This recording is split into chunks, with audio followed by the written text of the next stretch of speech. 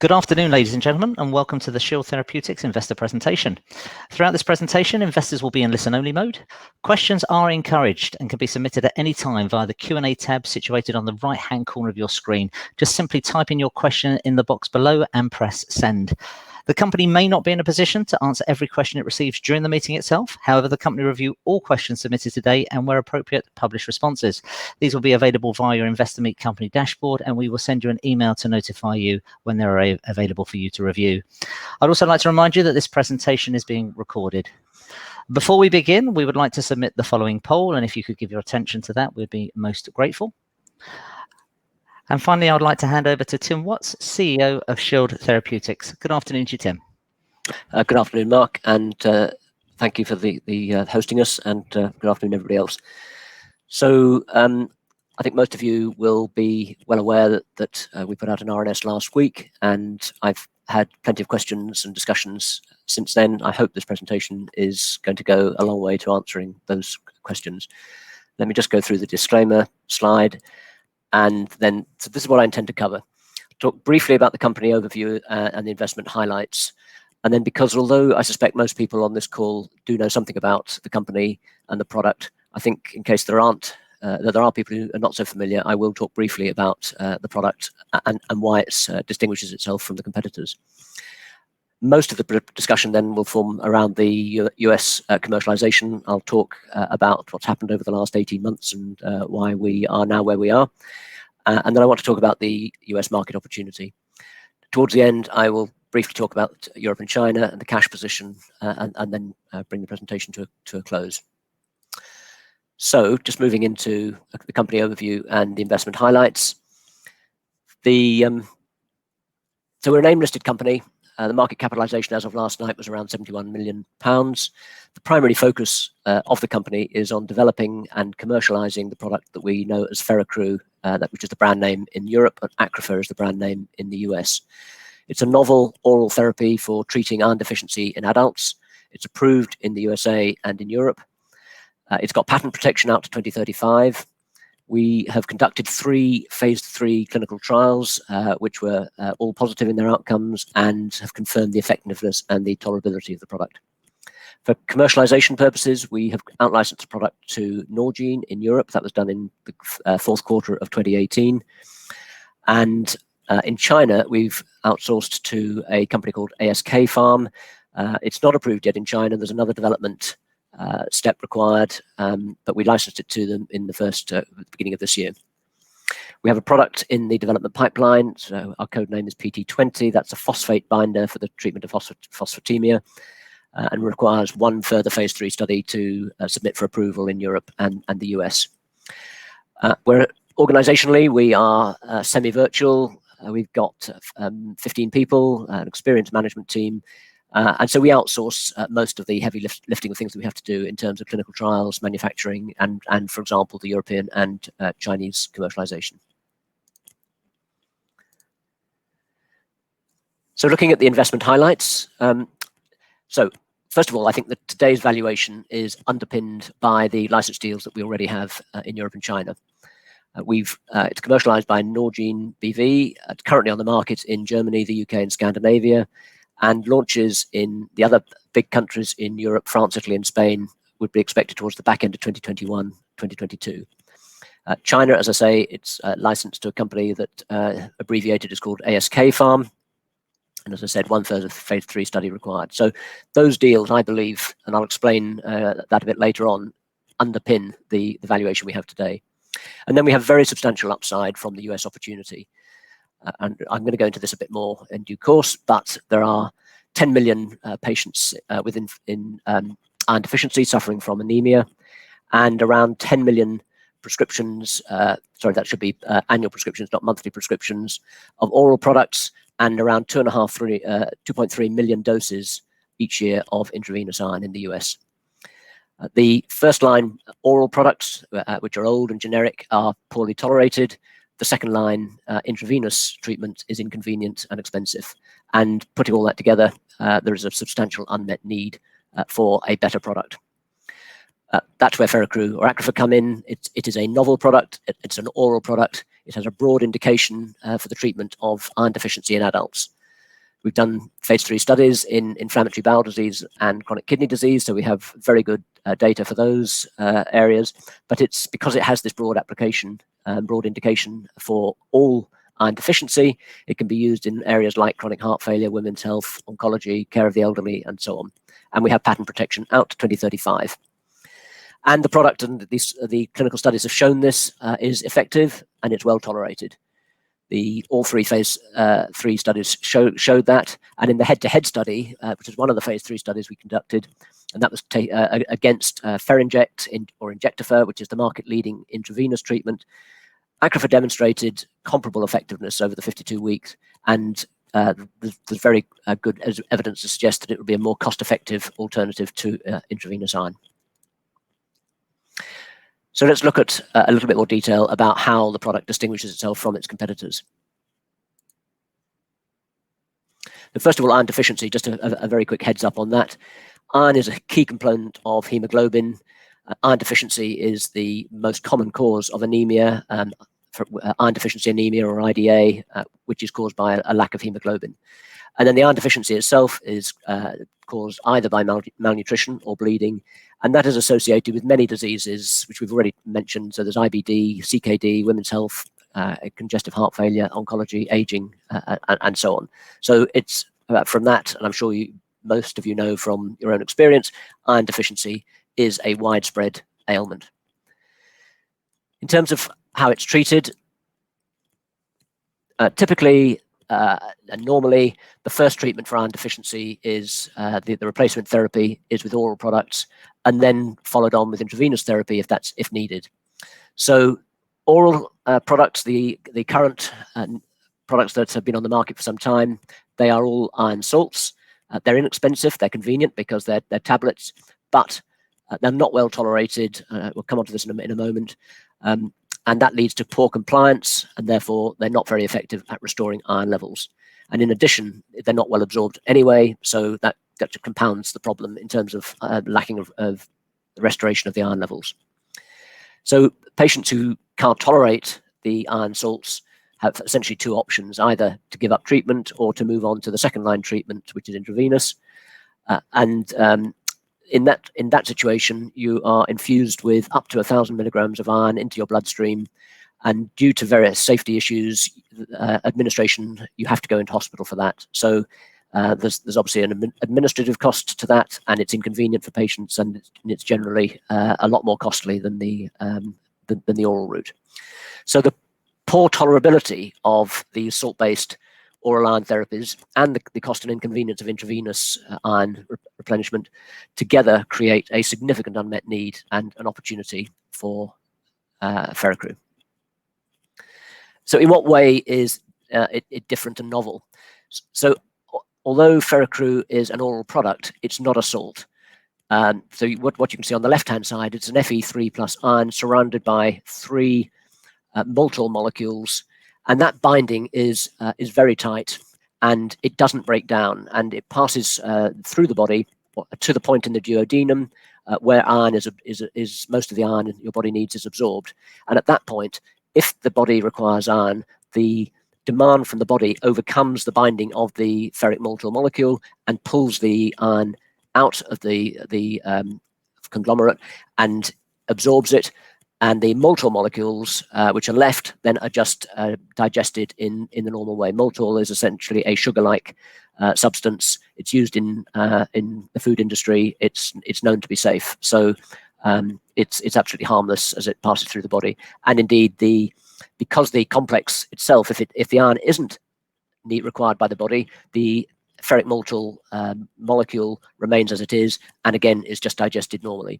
Now that contrasts with the generic oral irons, which are salts, and what happens there is that the iron breaks out of the salt as soon as it's digested, and the iron that's then is freed up forms products in the GI tract, causing a lot of intolerance, and the sorts of adverse events that you see would be nausea and constipation, damage to the gut and the stomach lining, and a range of adverse events which cause patients to drop off their therapy.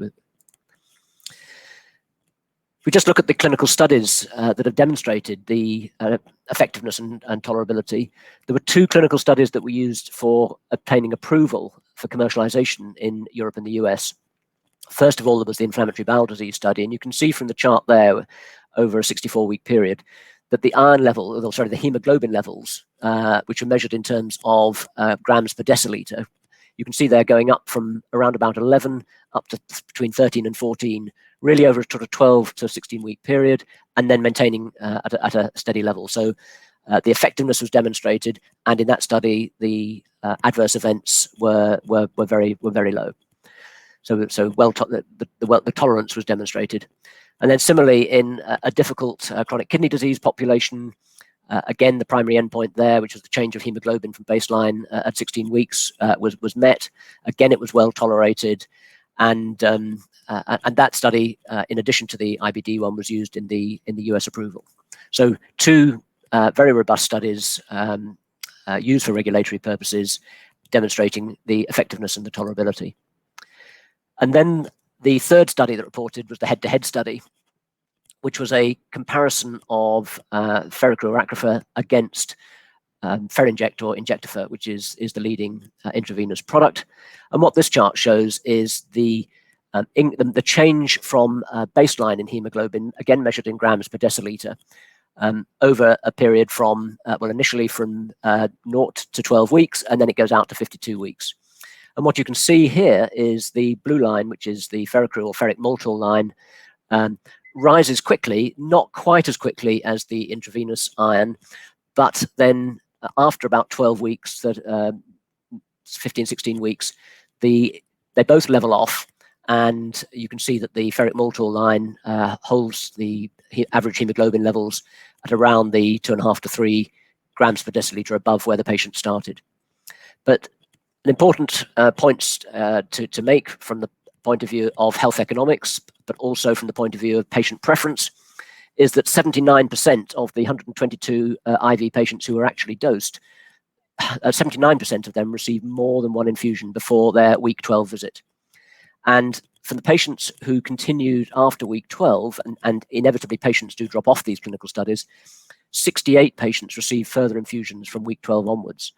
But note that in weeks, you can see it at the bottom of the chart, weeks 24, 36, and 52, the number of intravenous patients remaining in the study had reduced from down to 85 at week 24, 62 at week 36, and 53 at week 52.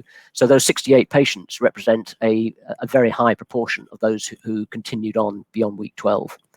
And no Feraccru or ferric maltol patient needed to receive any rescue intravenous iron. And another feature of this chart that doesn't jump out at you, but those patients who had to be reinfused over the week 12 to 52 period, in order to be reinfused, actually their iron levels and hemoglobin levels will have depleted again. And so they would have gone through back into an anemic situation. And so actually their own personal curves for the hemoglobin levels would have gone up and down as they were infused, iron levels restored, hemoglobin levels restored, and then depleted again. Whereas with the Feraccru and ferric maltol arm, simply by taking 2 capsules a day, patients' hemoglobin levels would have remained at a steady level and then not entering into the anemic phase again. So with the evidence of those clinical studies, Feraccru is essentially very well placed to target multiple therapy areas because it's approved for iron deficiency without restriction to therapy areas, and to capture prescriptions both from the older oral iron salts and the intravenous products. So what we would generally expect is that patients will be initially treated with oral iron, but the many who then find they can't tolerate that can have a choice, and where we believe that Feraccru and Acrofer will be positioned is before you move from the orals into intravenous, you should try Feraccru or Acrofer next, because of the merits that you've seen in the clinical studies. Okay, so let's move on and talk about the US commercialization and the summary of the last 18 months.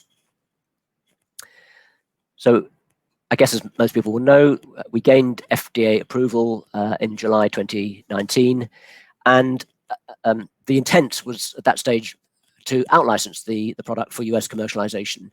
And the thinking behind that really comes from the journey that the company had been on since the start of 2018, when it had something of a cash crisis, had to abandon the company's own attempts to market the product in Europe. And that's when the strategy changed from launching the product itself in territories like Europe and the States to an out-license strategy.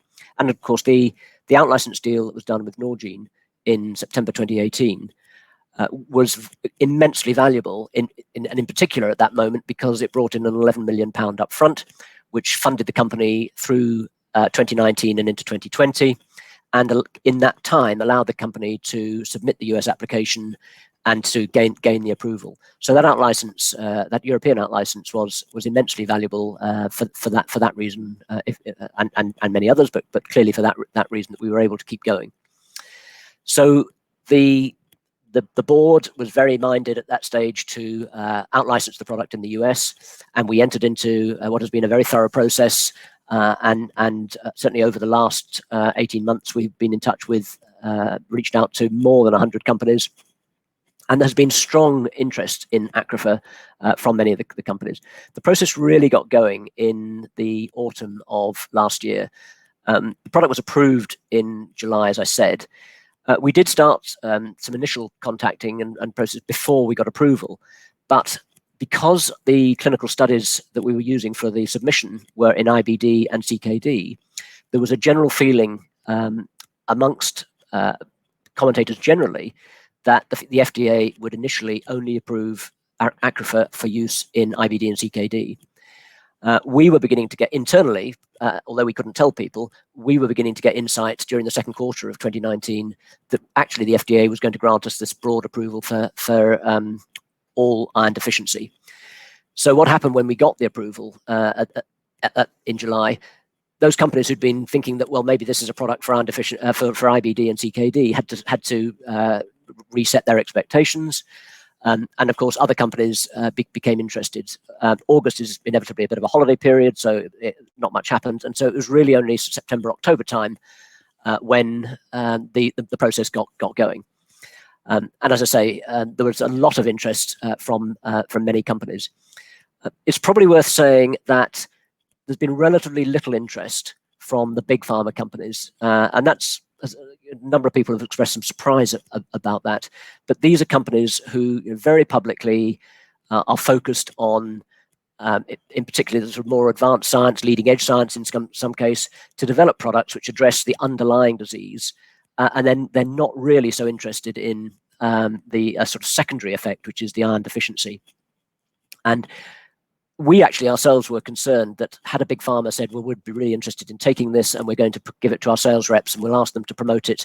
When they see a doctor, we'll ask them to put it as a second detail or even a third detail in the meeting with the doctor. We were concerned that actually that might not give Acriva the profile that it needed. So we would have been concerned had big pharma come to us that they would have been committed enough to the product. In the event, though, we found that big pharma companies were really not interested.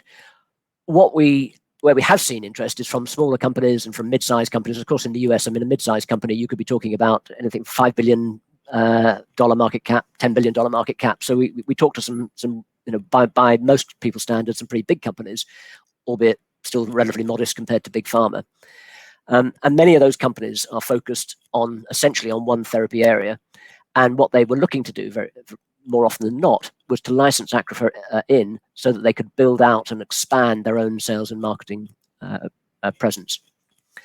Over the course of the last year, we have had discussions with a number of companies, probably somewhere in the region of 10 to 15 companies in great detail about term sheets. We've had conversations with other companies which didn't get quite that far. And we've probably had half a dozen that have actually moved into the term sheet stage. Reasons why we didn't get to agree term sheets were typically that the financial terms were not sufficiently attractive. Certainly with some smaller companies who were focused in one therapy area, they were not able or didn't want to offer what we would have considered large enough upfront payments really to create skin in the game. And one of the things that contemplating out licensing the product we have to be very conscious of is how much commitment will the counterparty have to the product once you license it to them. And one means of judging that is that they're willing to put a reasonable upfront payment down at the outset, and therefore, as I say, have some skin in the game.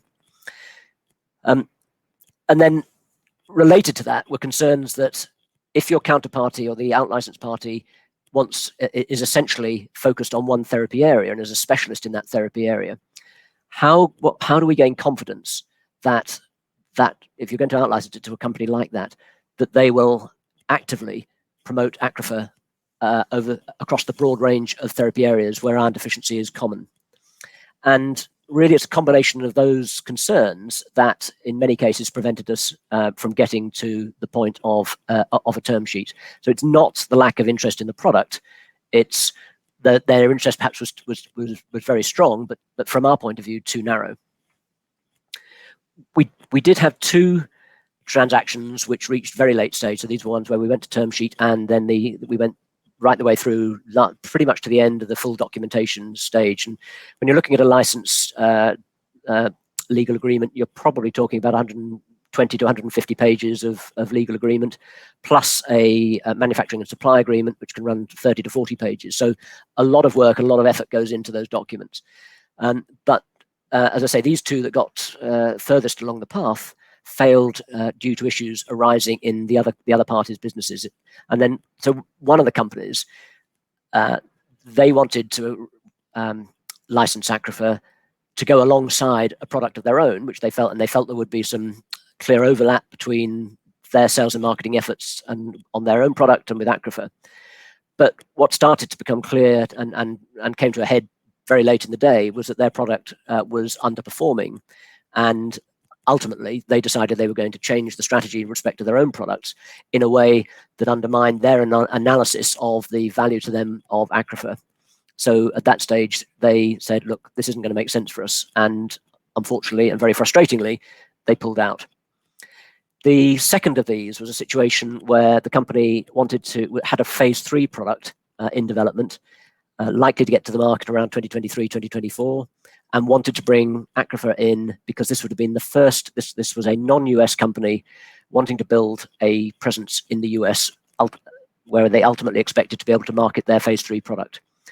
And so they, as I say, they wanted to bring Acrifer in so they could launch it in the US, and then 2 or 3 years later, they would have their own product. Unfortunately, their own phase 3 product failed in development stage, and that was in the autumn of this year.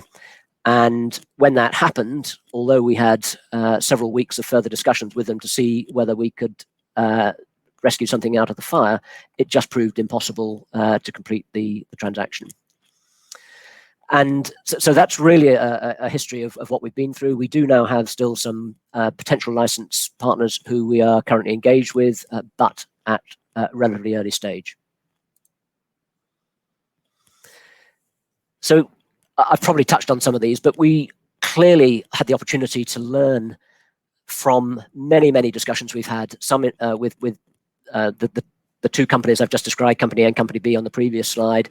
Clearly, we had months and months. Both of those processes took 6 or 7 months to get from the initial discussions through to the point of being close to signing. So we had many, many conversations with those companies. But we also had many conversations with many other companies who expressed an interest. And we learnt from that, we were able to, we're a bit like a sponge, we were able to suck in a wide variety of information about the US market and how the various counterparties we were talking to proposed to launch and promote Acrifer. So we learnt a lot about the pricing, thinking about pricing and how to interact with in the private market, the insurance company payers.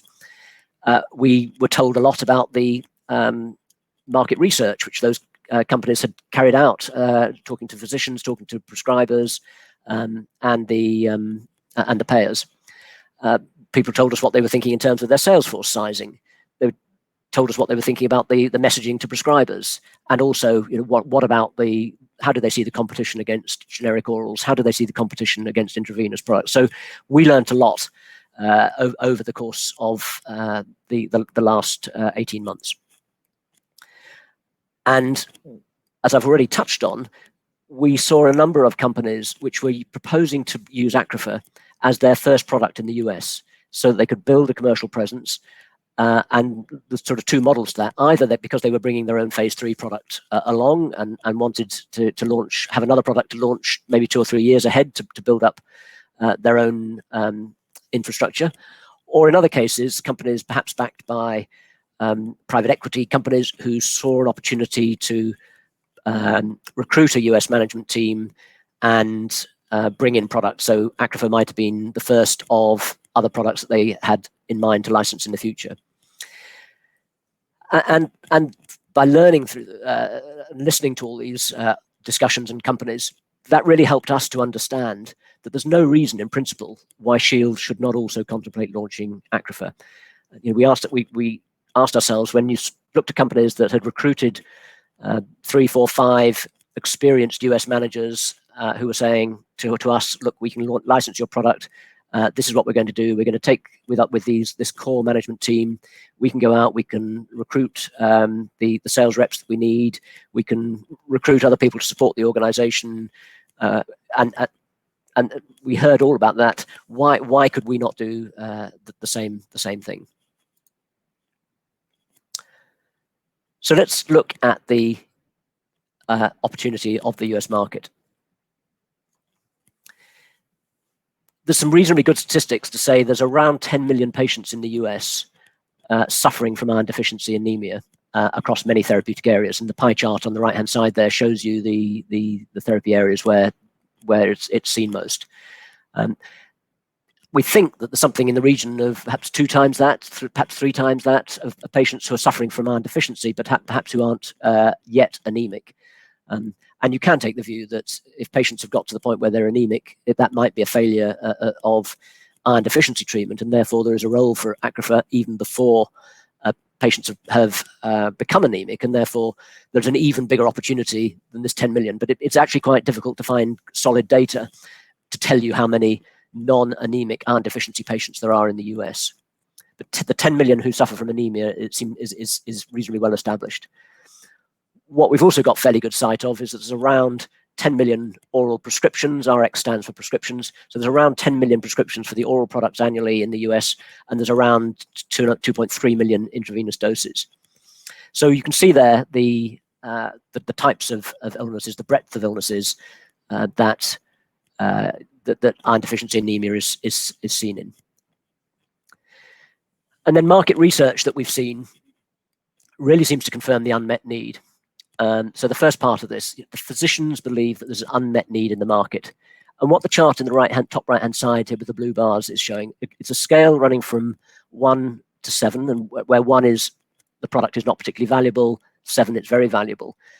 And what you can see there is that the physicians rate the branded intravenous iron therapy as being the most valuable products available for treating iron deficiency. And then they're less impressed with the older generic intravenous products, which are older and an earlier generation and not as good as the newer branded ones. And similarly, they don't really rate the existing oral products, either the generic ones or I think there's one other branded iron salt. And they use them. They're not saying they're not at all valuable. They use them. Some patients find them okay and can tolerate them, but they're not overwhelmed by them. And then when you ask them about, and this market research was done anonymously and it was done as product X, that when physicians are told what the profile of Acrifor is, the chart with the red bar says, how would you see this product as a possible improvement? And you can see that, again, on a scale of 1 to 7, there's a very strong feeling that Acrifor would be an improvement over the existing products, both in terms of the tolerability is very important, and the efficacy compared to oral is important, and the fact that efficacy is similar to intravenous over the long term also seen as very beneficial. And we also have seen payer research where people have tested where would the insurance companies tolerate pricing for this product. And the pricing essentially is done on a per pack, and a pack lasts for a month. So the pricing here that you're looking at is essentially for a month's treatment of Acrifor.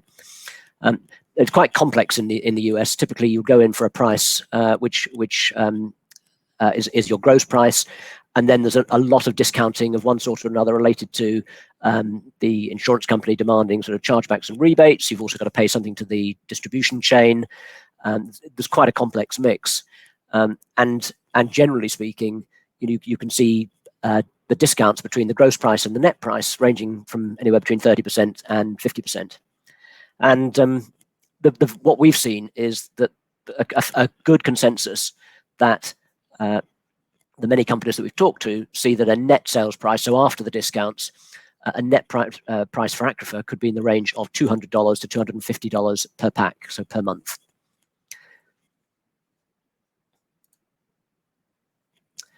And there are recently other factors which support the use of Acrifor, which go beyond, if you like, what the clinical studies and the clinical evidence shows. Firstly, there's the COVID pandemic, and it's very obvious. We've seen it obviously here in the UK that nobody really wants to go into hospital where they might become vulnerable to infection from COVID-19. And so many of the patients who suffer from iron deficiency have underlying illnesses which would make them vulnerable.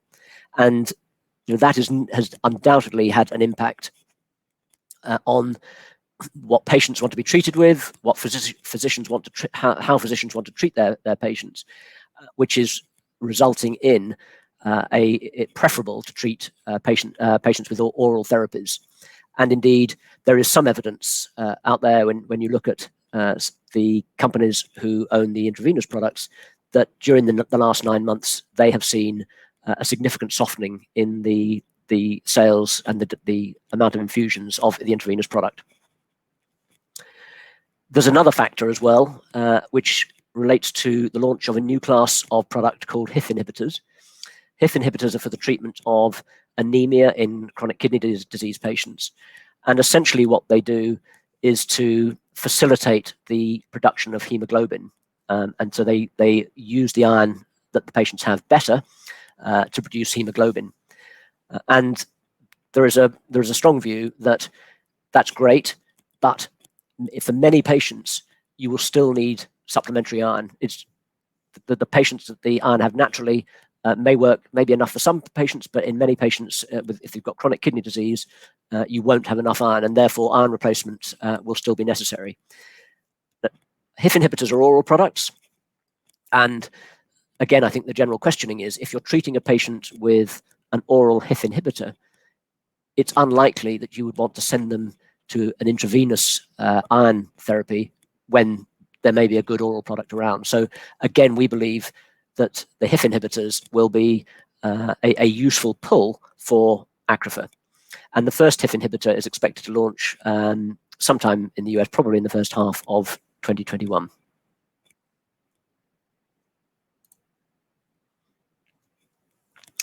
So with all of that, what are now our commercialization options? So we've had a lot of interest. As I've described, we've had a number of term sheets. We've had 2 deals get very close, the last one of which fell over in the autumn of this year. And really the conclusion that we have came to, we started doing some research during the summer, but it was really when that second deal fell over that we and the board and our major shareholders, clearly, as most of you will be aware, we have a very substantial single shareholder owning around 48% of the group, and inevitably through this journey, we have from time to time updated them as to what's going on. And when the second deal fell over, I think we all arrived at the conclusion that we needed to consider an alternative to the out-license process, because we couldn't guarantee, although there is still interest, we can't guarantee that we might go all that six or 7 months down the road to get towards the end of a process and yet again find for some reason that the deal doesn't complete. So that has led us to say, right now we have an out-license possibility, but we also have the possibility of launching the product ourselves. And if we just look at what each of those might look like, typically the financial terms for an out-license deal would be a license up front. So that's a one-off receipt we would receive on signing the agreement. There would be sales royalties based on the annual net sales, and typically these would be structured, and certainly term sheets that we've seen, structured anywhere from 10% or 15% starting band, and going up then to, on the higher tiers of sales levels, up to 25%, and even actually in one or two cases we saw 30% royalty rates on very high tiers of sales. And then you would also expect to see sales milestones, which are one-off receipts when the annual receipts and the annual net sales reach specified targets for the very first time. So, for example, this might be when sales first reach $100 million in a calendar year, you might get $10 million for the sake of argument as a sales milestone. And clearly, those are the sorts of terms that we've been evaluating on a regular basis when we've looked at and talked to counterparties. So the issues we've been facing, and touched on some of these already, is the upfront payment big enough to ensure that the licensee is committed and has skin in the game? And then secondly, will the licensee commercialize the product successfully? And in particular, will they exploit the full breadth of Agrafa's potential? And then, what about their commitment for the long term? There's a 15-year life on this product. They might be really committed for the first 2 or 3 years, but then if they've got their own products, or they've got their own product coming through from a phase 3 development, how committed will they be by year 5, 6, 7? And would that result in, if they're not, would that result in a slackening off of Agrafa sales? And as I've said, we've got ongoing discussions with a number of parties. If we launch the product ourselves, clearly we would retain full control over Agrafa in the US, and obviously as a consequence of that, we would retain full ownership of the profits. Although we would have the potential to sublicense to 1 or possibly 2 companies to accelerate broadening the reach of Agrafa into specific therapy areas. And as a counterpoint to the, would a licensee be committed? Clearly, Shield, if it launches the product itself, is by definition 100% committed to the success of this product. Obviously, there's some issues here. There is a natural doubt that Shield could execute commercialization as well as a potential licensee.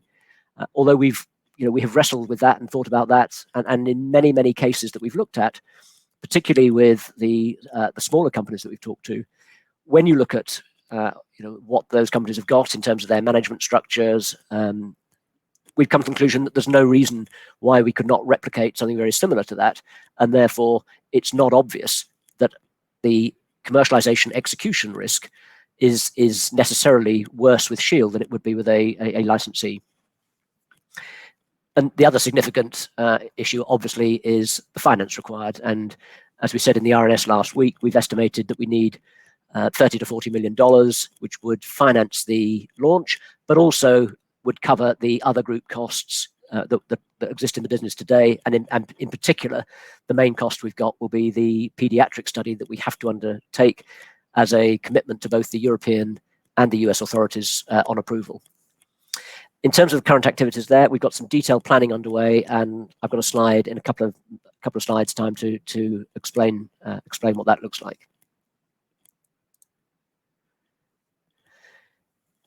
If we just look at the sales and profit potential from Agrafa, on average, we assume that patients would take 4 to 5 months of Agrafa. And one way of looking at that is, as you've seen from some of the earlier charts, it can take 12 to 15, 16 weeks to restore hemoglobin levels, and then you might want another couple of months to maintain the hemoglobin levels. Alternatively, you may get some patients who maybe just need a top-up for 3 months, and then maybe 6 months later they'll need it again for 3 months. So that might be the same patient in two blocks of 3 months. So there will be a huge mix of patients and different length of time that they take the product for in a given year. But our working assumption is, on average, it looks like about 4 to 5 months. And then, as I said on the slide a moment ago, we think that we can achieve 200 to 250 net sales price per pack. So if you take those numbers and multiply the number of months by the sales price, you can see that per patient per year, we believe that you could bring in $1,000 a year. So if we then speculate about what would it take to generate, say, $200 million of sales per annum, net sales per annum? And let's say we could reach that by year 5. Well, obviously, 200,000 patients by £1,000 per patient a year would give you the 200 million. So is 200,000 patients a realistic target for Acrifa? Well, it's only 2% of the 10 million US IDA patients. It's around 10% of the current level of oral prescriptions, and that's not allowing for any expansion of the market. And it's less than the 2.3 million of intravenous infusions, which we would also hope to be able to get into that market. So it doesn't seem to us that 200,000 is at all unreasonable, and in fact, you could say it's extremely conservative. So we believe this product does have substantial sales potential. As I think we said in the RNS, something potentially several $100 million per annum over time. So if we look at each of those in the context of either a license scenario or a Shield launch scenario, what would it look like in year 5? First of all, we would expect something like a 90% gross margin on this product after the manufacturing costs, and you should all be aware that the original owner of the intellectual property is a company called Vitra, who are allowed a 5% royalty on net sales. So if you take the costs and the Vitra royalty together, we should get a 90% gross margin. So on sales of 200 million, that would give you 180 million gross margin. Now, I'll come to this in a minute, but we are starting to look at the cost base, and we believe that they will start in the region of 25 to 30 million, but they should rise to 40 to 45 million by year 5. So if you just round that 45 up to 50 and take that off the 180 gross margin, it's eminently conceivable that by year 5, the US profits, and which essentially it's cash because there's very little non-cash items in this, could be generating 130 million free cash a year at that stage. Conversely, if you look at the license scenario, again on the same numbers, if you assume that the average royalty is 20% when you get to 200 million, so that might be a starting royalty on for the sake of argument, the first 100 million of sales, a starting royalty maybe 15%, and then maybe ratcheting upwards. So perhaps the average is on 200 million is an average of 20%. Well, that would give you a $40 million royalty.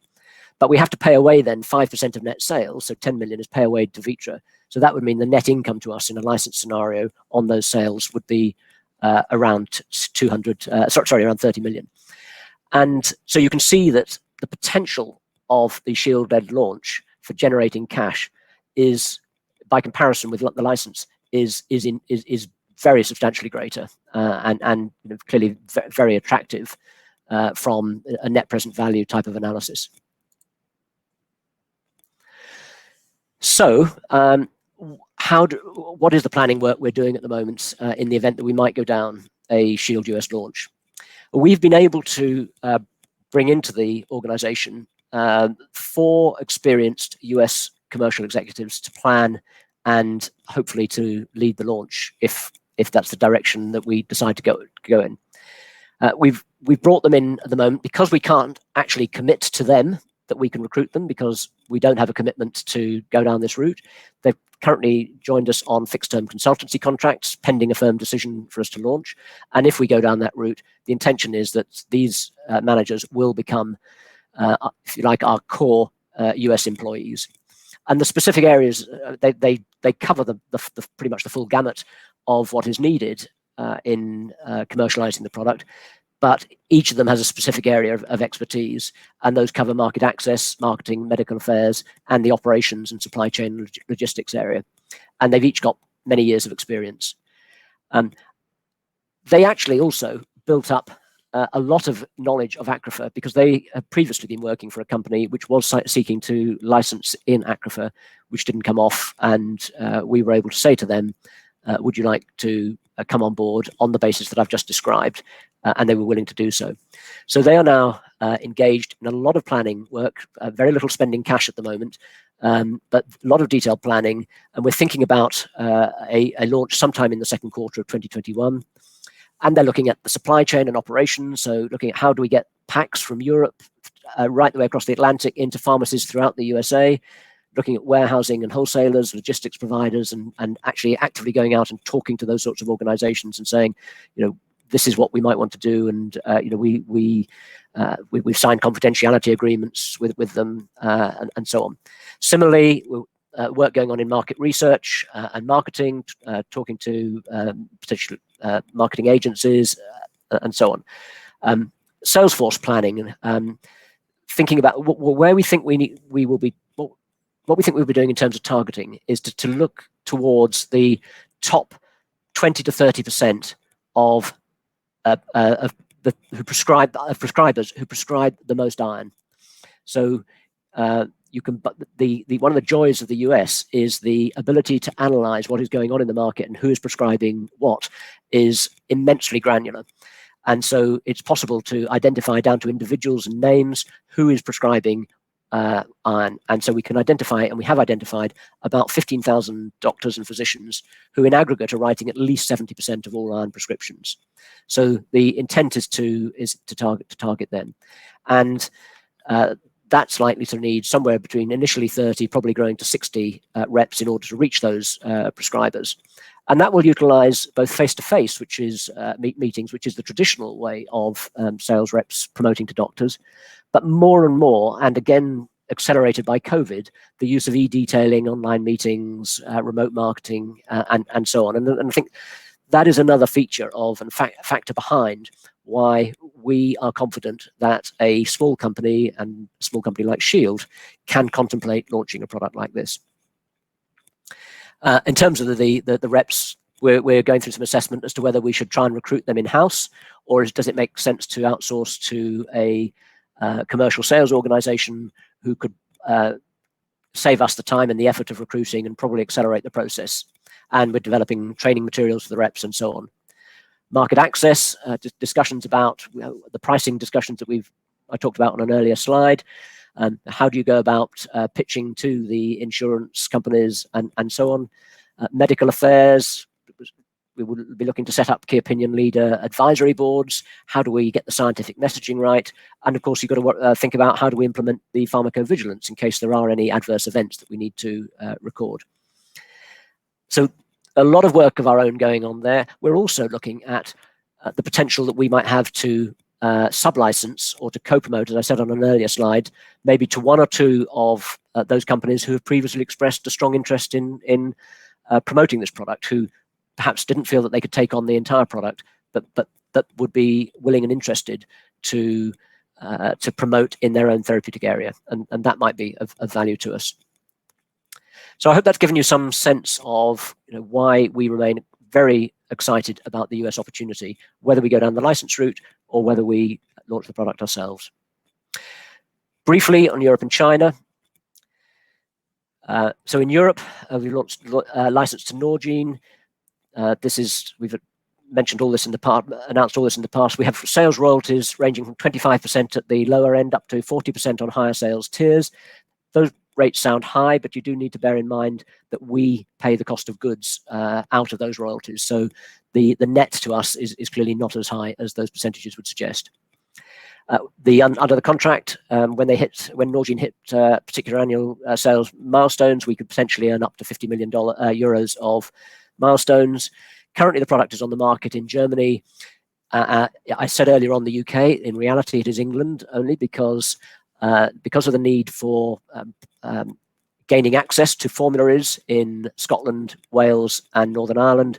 It's not yet on the product there, and unfortunately, that process has been slowed up recently by the COVID pandemic and the obvious need of the NHS to focus on other priorities.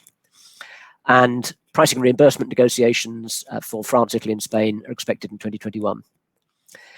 For China, we've licensed the product to ASK. I think I mentioned earlier on, it's likely to require only one phase 3 study in inflammatory bowel disease. We believe that could lead to product approval and launch in 2023. We are due to receive an $11.4 million milestone when the product is approved in China, and the royalties there range from 10% to 15%, but in that situation, ASK will be paying for the cost of goods, so that sales royalty is our net receipt. And in China, there are sales milestones up to $40 million. And if you make the assumptions that in those two continents, sales over by 2030, assume a sort of sales curve which rises up to 150 million to 200 million by around 2030, which given the size of those two continents, again, seems eminently achievable. The current market value today is supported entirely by the finances of those two deals. I'll conclude very quickly now by summarising the cash position and then wrap up. So the cash at the end of November was £3.8 million, and in the absence of anything else, that runway, which we'd originally said would take us into the first quarter of next year, actually was going a little bit further. It was going into the second quarter of next year. That obviously assumes very minimal US expenditure. So in order to take the pressure off and to make sure we didn't have a cash crisis, we've been looking at a number of ways of extending that, a number of sources of finance.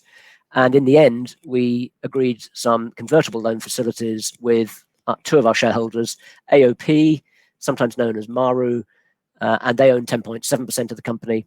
And then Christian Schweiger, who is also a board member and who owns 3.5%, he's also contributed to this. And one of those is priced in euros, the other's in Swiss francs, but in aggregate it comes to about 4.4 million sterling. And the first tranche is available to us from the beginning of February, and then the second tranche, each tranche being 50%, available if we needed it during the rest of 2021. We did obviously benchmark the terms of these agreements to make sure that they were absolutely reasonable and fair, that we weren't unduly favouring AOP and Dr. Schweiger. So there's an interest rate of 10%, an arrangement fee of 2%, which is very much the sort of norm that you see for the sort of loan facilities that are available in the marketplace. So as I said, those loans extend the cash runway until the end of 2021 without any significant US spend, and protect the company in the event that we don't do a license deal or there isn't any other sort of fundraise in the short to medium term. And of course, it does show the commitment of those two shareholders to the future of the business. So to wrap up, Ferrocru has unique attributes of efficacy, tolerability, and the breadth of application in iron deficiency. And iron deficiency is a large market globally, and it's certainly a large market in the US. Perversely, these positive attributes have contributed in some ways to why it's proved difficult to secure the out-license transaction, particularly because of the breadth of use when many companies are focused more narrowly. We've gained a lot of evidence and knowledge through the US process, and it's been pushed along and accelerated by the pandemic, which has given us the confidence to consider launching the product in the US. We do continue to have license discussions with third parties. In order to help us, though, think about the option of a launch, we've been able to bring in those 4 commercial managers. I believe that through the course of the first quarter of next year, both of these paths will clarify themselves, and the board and the shareholders will be in a position to make a decision as to which way forward. And we've got the loan facilities, which give us a bit of breathing space. So with that, I'm going to wrap up and hand things over to questions. Thank you very much indeed, Tim. Ladies and gentlemen, just while please do continue to submit your questions using the Q&A tab situated on the right-hand corner of your screen. But I'd like to remind you that a recording of this presentation, along with a copy of the slides and the published Q&A, can be accessed via your Investor Meet Company dashboard. And just to try and give Tim as much time to review some of the questions that have been pre-submitted, I'd also just like to remind you that your feedback is important to the company. And immediately after this presentation has ended, you'll be redirected for the opportunity to provide your views and expectations to the company. Tim, that's a very detailed presentation, and I'm sure, without any shadow of a doubt, that both the questions that have been submitted during the event you've touched on, and certainly those that were pre-submitted. But there are a number of pre-submitted questions I'd like to start off the Q&A with, and then perhaps we can look at those that have come in through the live event. The first question, which I guess, and I've seen a number of these come in as well during the live event, I guess all around confidence, etc. So can you please tell us what the actual reasons were for talks to close without a deal? This makes a huge difference to how shareholders view the viability and an alternative route to market, and hence their investment. Yeah, Mark, I'm going to I'll put my camera on now so people can actually see me sort of in the flesh. So I think that the answer to that is that the two deals that I talked about, which got very close, they were genuinely due to issues which took place in the other companies, and it was very frustrating for us. In one case, it was because their product wasn't performing, as they'd hoped and planned, and therefore they changed tack. In the other case, the product fell over, and it made it impossible for the counterparty in that situation to move forward. And although we did work with them because we actually liked them a lot, and we thought they would do a good job with the product, we kept the dialogue going for around about another 3 or 4 weeks after that happened, but it just became impossible to find a sensible way forward. And then, as I hope I explained, we have spoken to many other companies who didn't get as far as that. Some of them didn't quite get to the term sheet stage. One or two extra ones did, but the concerns there were, in particular, how do we make sure that companies which are focused in one, perhaps two therapeutic areas, really were going to maximize, and to give us the value. Even if they did maximize it, were they going to be passing that on to us, particularly if they were to sublicense to somebody else? So those were the reasons why we found that we haven't been able to do deals. Thank you. A question here: are the financiers in the UK? What is the estimated cost, and what time frame to implement? We've talked to financiers who are based, a lot of them in the US, a lot of them in Europe and the UK. Most of these outfits they are all specialists in the pharmaceutical healthcare world, so they understand the nature of the risks. Some of them have experience in iron deficiency, and so we're talking to specialists, and generally those sorts of organizations, they may have offices in more than one country. So I don't think that the geographic location of the lender is particularly relevant. In terms of the financial terms, I'm not going to go into that at this stage. It's not going to be as inexpensive as just going to your average high street bank. That sort of organization simply does not lend to companies like us, and the risk that they'd be looking at is more like an equity risk, and we don't have a lot of other income for them to fall back on if the launch fails, and which is obviously something they look at very closely. So that is one reason why you are going to pay more for this sort of facility than you would with a high street bank, where maybe you've got a lot of security of assets or other revenues that they could rely on. And I think there's another question, which is there likely to be an equity portion? Yeah. I think the reality is there is likely to be some equity portion. Not sure yet what the split would be between the debt and the equity. I think an assumption of perhaps in the 50-50 mark range would not be unreasonable. Well, I think just a couple more of the pre-submission. Sorry, Mark. I think there was a question about how long it would take. Yeah. By and large, I think most of these debt providers would say from term sheet to final documentation, somewhere between 4 and 8 weeks. Perfect. Sorry to cut across you. Another question here: where do you envisage the company being by the end of Q1 in 21, and what percentage of confidence do you attach to this? So I think as I said, I think it was the tail end of the presentation, I think during the first quarter of next year, we will learn a lot more about the discussions that we're having with potential license partners.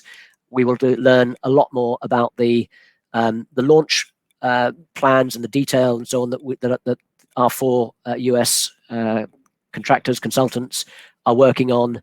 We'll learn a lot more about the debt. So I think we'll be in a position sometime during the first quarter to make that decision. So I can't actually answer the question of which of those we will be at by the end of the first quarter, because those we've got to go through that process. Okay, well, thank you very much indeed, Tim. Look, I am mindful. I mean, I see every time you answer a question, another one comes in on the Q&A tab. So on the basis we've been going for an hour and 5 minutes, and there are a lot of questions on the live session. I wonder if I could just ask you to click on the Q&A tab. If you could start at the top, and I'll work with you going down. And yep. Perhaps a lot of these questions are similar in nature. So to all investors that have submitted questions, firstly, thank you.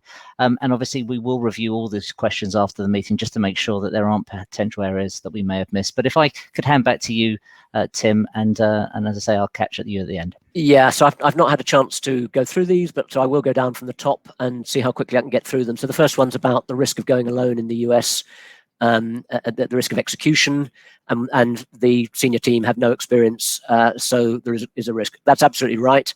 That's why we have brought in the 4 very experienced managers that I've been talking about, and so that the launch, we would. I am not going to be designing the launch in the US. They are, and it's we'll leave it to them, and well, not leave it to them. Obviously, there is a supervisory process, but we will, of course, be bringing in the expertise that is needed, and they will be recruiting further people as well.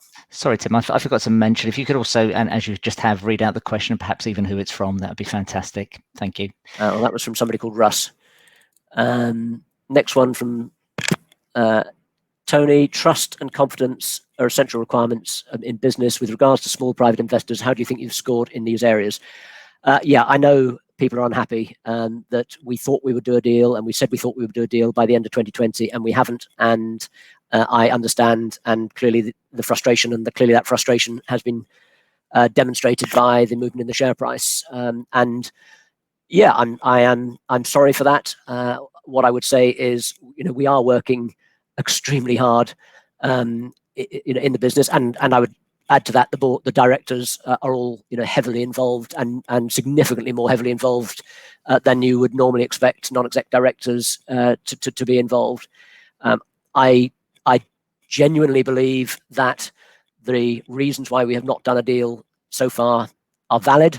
I don't think that we have materially screwed up in any way that has led to a deal that would otherwise have crossed the line failing.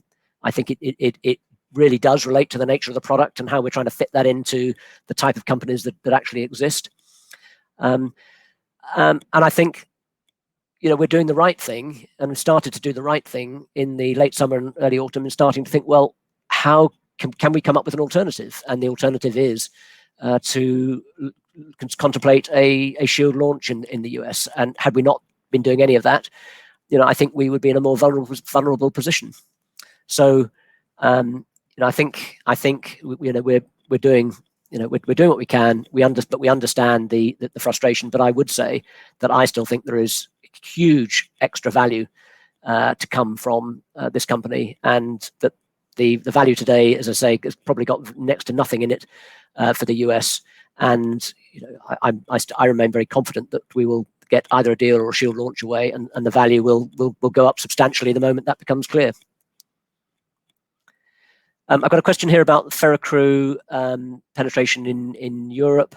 I'd prefer to deal with this at a later stage. We would contemplate doing a trading update in January, when we know what the Norgine sales for the second half of the year are. So I hope you don't mind. That's from Chris. If I leave that for another day. With a market cap of 70 million, company must be very vulnerable to a takeover. Do you agree? Yes and no. I mean, we've been obviously around and in a similar position for 18 months now. Had we had any meaningful real offer, it's something we would almost certainly have had to put to shareholders, and the fact that we haven't obviously suggests that right now, to date, we haven't had a takeover approach. Of course, if we did, then hopefully we can extract a lot more value from that. But if it happens, we'll have to react. But from Paul, when will the peer-reviewed head-to-head study be published? It'll be sometime next year. It's got to be. My understanding is that the authors and the investigators who are obviously the primary responsibility for authoring the study are working towards finalizing it. Then it'll have to be submitted to the journal that they want to publish it in. That journal will then have to look at it and consider whether they want to take it on seriously and then push it out for the peer review process. So I think it's a number of months yet. And I'm no expert in this area, but from what I have seen in the past, it's difficult to be too definitive about what the timeline for that sort of process will be. Next question is from Tony. I'm not sure if it's the same one as before. What form of communication with institutional investors? How often? How does it differ to the private investor segment?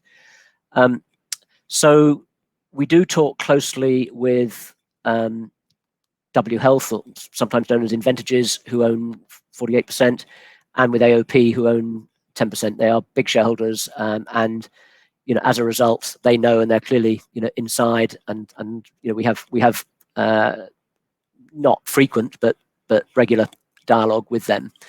As far as the more conventional funds and institutional shareholders on our register, we make ourselves available to them as much as they want, and so whenever we put news out, generally through our brokers, we'll see whether they want to talk to us.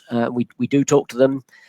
It differs from the private investor segment in that it tends to be a one-to-one discussion, but clearly we are bound and they are bound by insider trading regulations and so on. So we are very careful not to say things that we shouldn't say.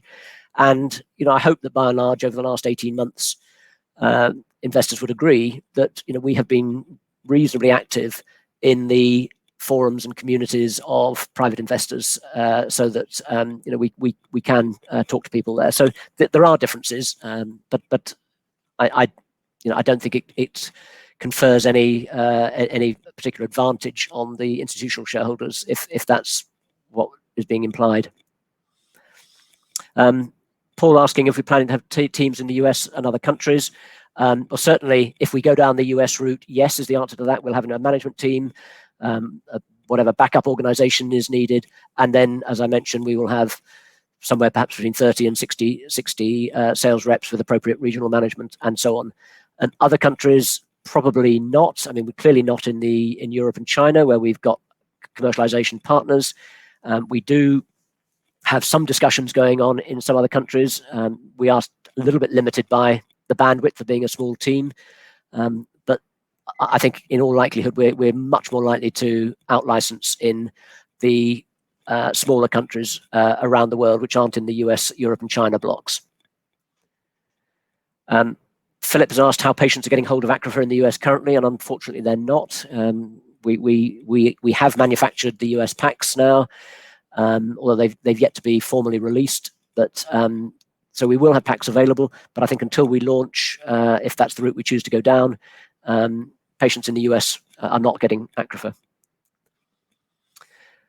Question from Paul about what are we doing to accelerate reimbursement for the remaining UK commissioning groups and Europe. It's really Norgene's responsibility. It's clearly not helped at the moment by COVID, because obviously the health services around the world, but in Europe, are distracted by what they need to be doing for that. But at the end of the day, it's Norgene's responsibility to do that.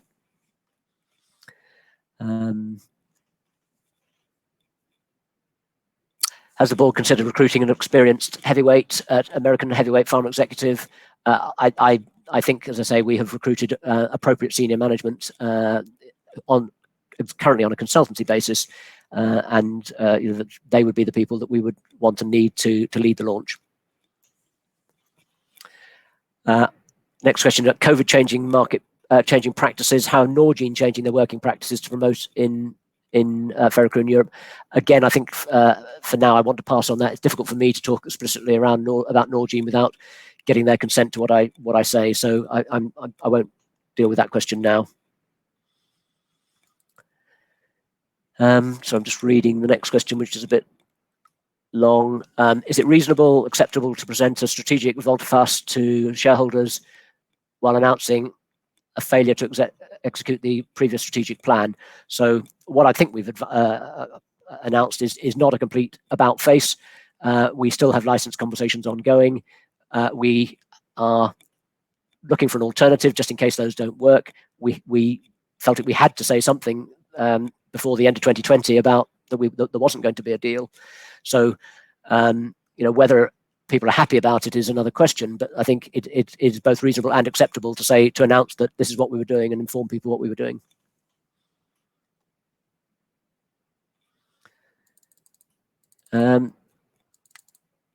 Let's move on to, there's another one about Theracru in Europe, so I'm going to pass on from that. The reasons, Charles has asked, the reasons for both companies A and B, which I described to withdraw, don't seem to ring true. Well, I'm afraid they were. That is true. I mean,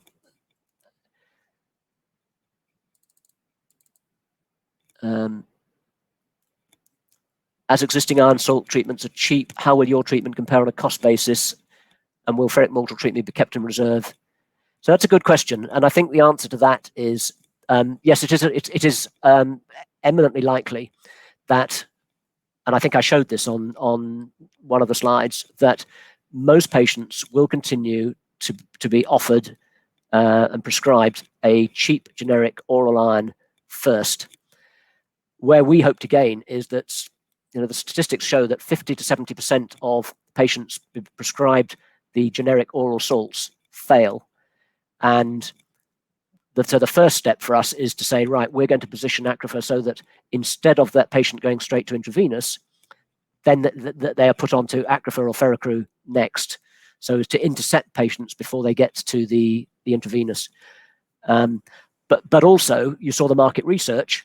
Once we think once the prescribers really get accustomed to the tolerability and efficacy of Ferrocru or Acrifer, then where they can, and there have been places, particularly in Europe, where they are obliged by the healthcare systems to continue to prescribe a cheap generic first, but where they can, and there's probably more optionality about this in the US, they may be encouraged to go straight to Acrifer rather than through a generic. But I think it is quite likely that in many cases it'll be generic first and then hopefully Acrifer second before a patient ever gets to intravenous.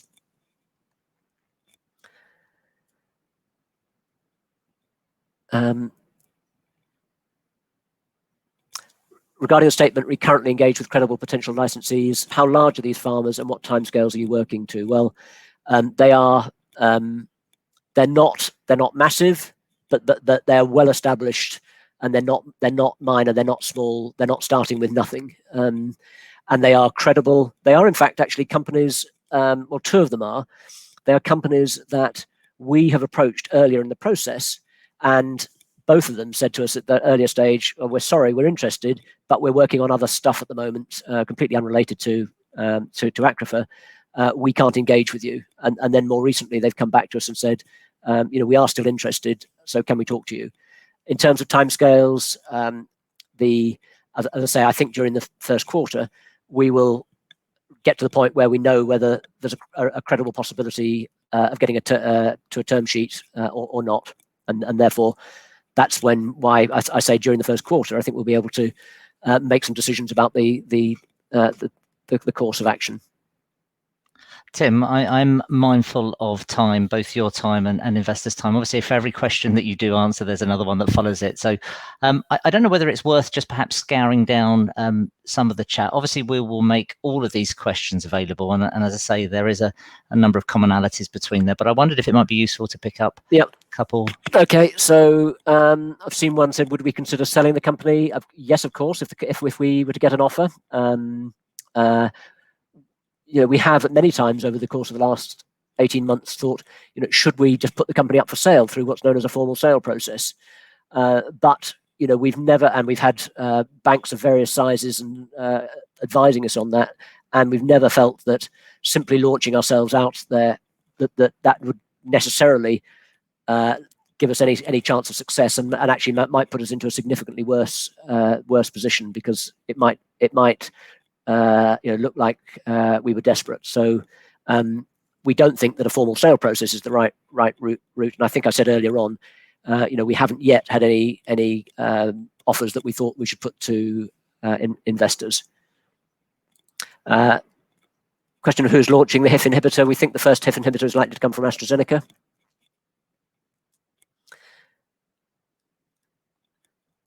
How come some shareholders receive more information about the ongoing licensing process? Well, I think the only ones who do are those two big shareholders who are, as a result, completely inside and therefore, are not allowed to trade.